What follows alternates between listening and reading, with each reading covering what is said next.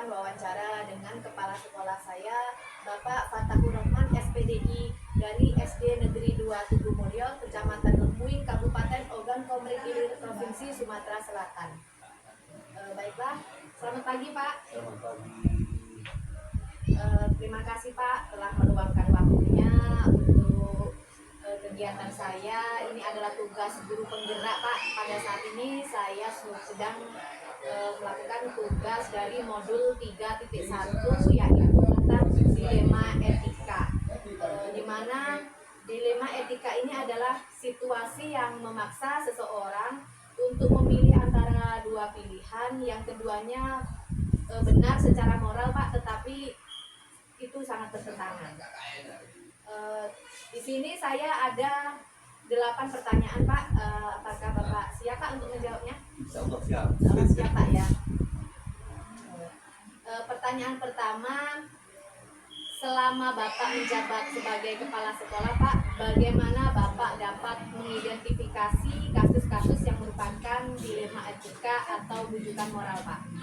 Ya, terima kasih. Alhamdulillah selama kami dari kepala sekolah, yang jelas saya mengamati dulu situasi permasalahan yang terjadi di sekolah ini. Permasalahan mungkin banyak kejadian-kejadian di sekolah, baik itu terjadi pada anak maupun terhadap guru itu sendiri. Mungkin jadi mengumpulkan data-data yang ada secara faktual, menentukan sesuatu keputusan mengacu berdasarkan peraturan yang berlaku, terutama peraturan yang ada di sekolah, karena peraturan itu harus ditaati terhadap masyarakat dan juga termasuk guru anak-anak kita itu, karena dengan peraturan maju mundurnya sekolah itu tergantung di peraturan sesuai dengan apa yang ditaati oleh Bapak Ibu dari guru utama itu. Betul sekali Pak ya. Jadi peraturan itu harus ditaati oleh seluruh warga sekolah ini Pak ya. Tanpa ada aturan tidak akan tanpa ada jalan dengan aturan, baik. Iya, betul sekali Pak. Nah, untuk pertanyaan kedua Pak, nah selama Bapak menjabat sebagai kepala sekolah Pak, bagaimana Bapak menjalankan pengambilan keputusan di sekolah, terutama untuk kasus-kasus di mana ada kedua kepentingan yang sama-sama benar atau sama-sama mengandung nilai kebajikan Pak? Ya, terima kasih. Ya, memang dalam mengambil keputusan itu, keputusan harus melakukan musyawarah penelitian terlebih dahulu pada aturan-aturan setiap pengambil keputusan. Saya selalu menjalin hubungan dengan rekan-rekan sejawat, rekan-rekan dengan guru, memastikan bahwa keputusan tersebut benar-benar dipahami, karena selalu ada alasan di balik sesuatu kejadian. Ada di keputusan itu harus diteliti dulu, baru dimusyawarahkan secara sama-sama. Dengan demikian hasil keputusan yang diputuskan akan menjadi baik dan maksimal sesuai dengan apa yang diharapkan di sekolah itu.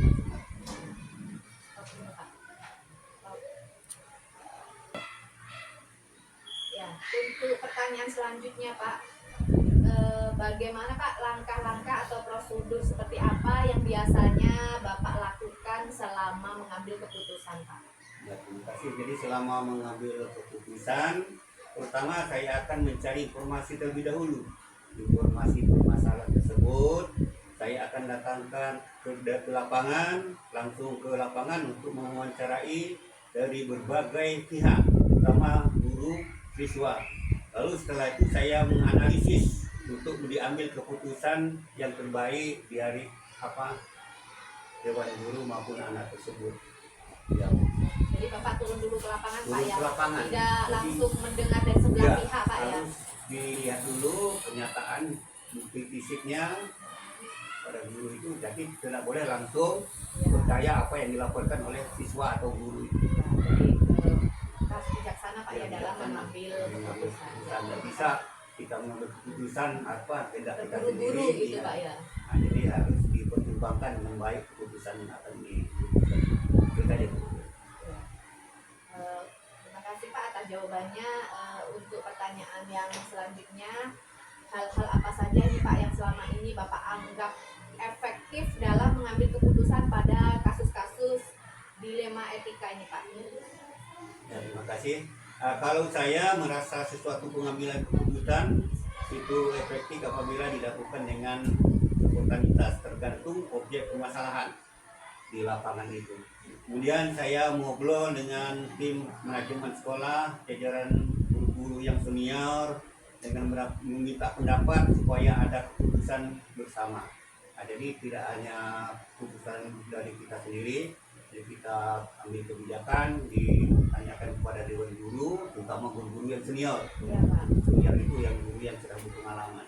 Bagaimana baiknya untuk mengambil keputusan itu. Bagus sekali Pak. Jadi Bapak tadi jawabannya kalau ada masalah langsung spontan gitu Pak ya, tidak nunggu, tidak ditunda-tunda Pak ya. Iya. Oke Pak, untuk selanjutnya hal-hal apa saja yang selama ini merupakan tantangan Pak dalam mengambil keputusan terhadap kasus-kasus dilema etika Pak? Tantangannya Pak? Ya, memang dalam mengambil keputusan itu banyak tantangan yang dihadapi. Tantangan yang dihadapi dalam mengambil keputusan apabila kurang bisa diterima, tertentu saja kita harus bisa meyakinkan orang-orang yang terlibat dalam keputusan itu. Nah, jadi kita kalau ada keputusan yang tidak diterima, yang jelas kita harus dimusyawarahkan dengan guru-guru itu, dengan siswa bagaimana keputusan itu supaya hasil yang diputuskan baik. Nah, itu dia untuk keputusan. Iya Pak. Jadi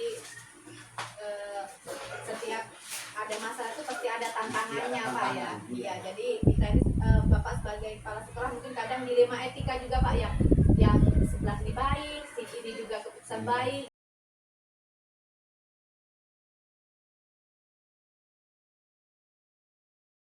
Assalamualaikum warahmatullahi wabarakatuh. Salam guru penggerak.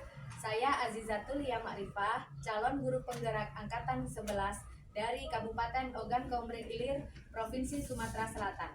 Pada kesempatan hari ini saya akan mewawancarai Ibu Kepala Sekolah SD Negeri 2 Cahya Maju, yaitu Ibu Siti Mariam SPD. Assalamualaikum Ibu Siti. Waalaikumsalam warahmatullahi wabarakatuh. Apa kabar ini Bu? Lama nggak ketemu Bu. Alhamdulillah kami semua sehat. Sehat Bu ya. Alhamdulillah. Maaf Bu, pada siang hari ini saya mengganggu waktu Ibu nih. Mudah-mudahan Ibu berkenan dimintai waktu beberapa menit ini Bu. Insya Allah Ibu berkenan. Kenan ya. Terima kasih banyak Bu ya. Pada kesempatan ini Bu, saya sedang menjalankan modul 3.1 Bu tentang dilema etika. Pada saat ini saya sedang melakukan kegiatan guru penggerak Bu. Jadi ini adalah tugas modul 3.1 ini tentang dilema etika Bu. Nah, tugas tersebut saya harus mewawancarai 2 kepala sekolah Bu tentang dilema etika yang terjadi di sekolah. Nah, jadi dilema etika itu adalah biasanya pengambilan 2 keputusan yang benar lawan benar Bu. Jadi ini merupakan kejadian yang sering terjadi di sekolah-sekolah. Iya. Ada 8 pertanyaan nantinya Bu ya. Mohon nantinya dijawab Bu ya. Insya Allah Ibu bisa jawabnya. Insya Allah. Iya, terima kasih Bu ya. Bisa kita mulai Bu ya. Ya.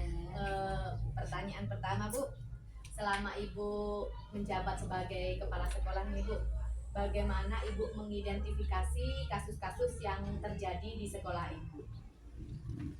Sebelumnya, kalau misalnya kami di sekolah kami sini ada kasus, terutama itu kasus di masalah anak, ya, masalah kekerasan misalnya, atau masalah apa di sini bullying ya.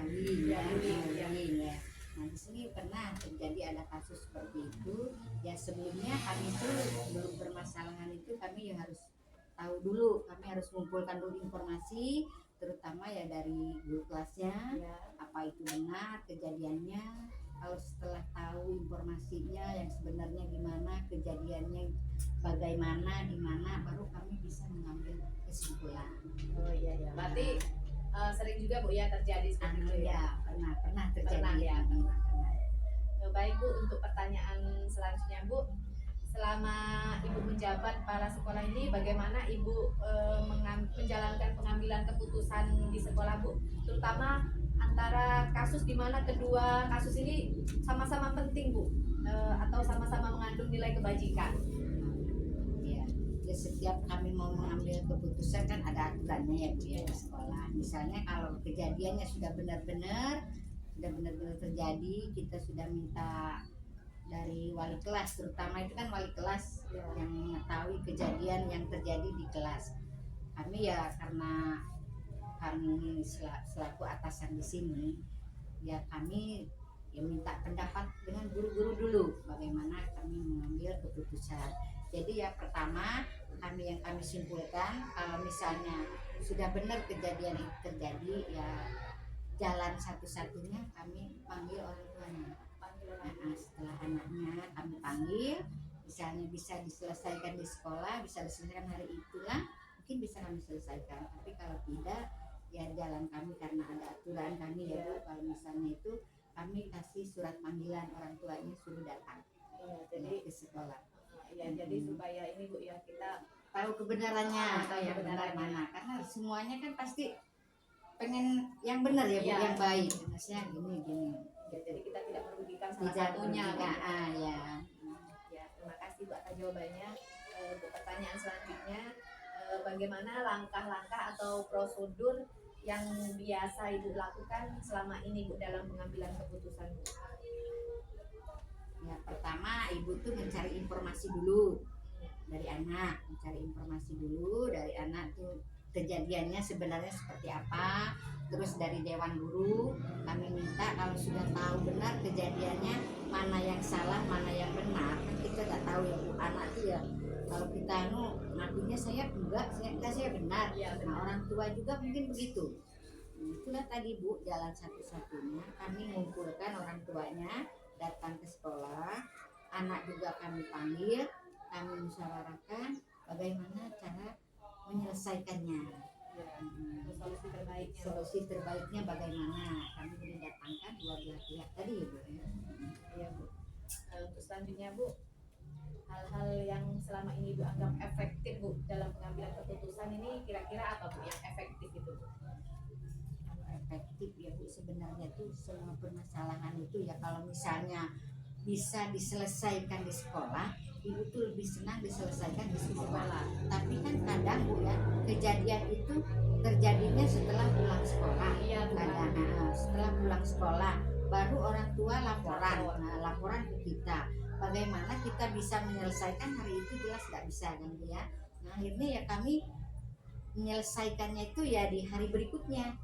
Jadi kita panggil dulu orang tuanya, ya kita juga konfirmasi dulu sama guru kelasnya atau sama dewan guru bagaimana ini baiknya kita menyelesaikan masalah ini. Jadi jalan satu-satunya kita kumpulkan, kita temukan kedua belah pihak mana yang salah mana yang benar, ya kami ambil keputusannya ya yang sebenar-benarnya itu kejadiannya itu bagaimana.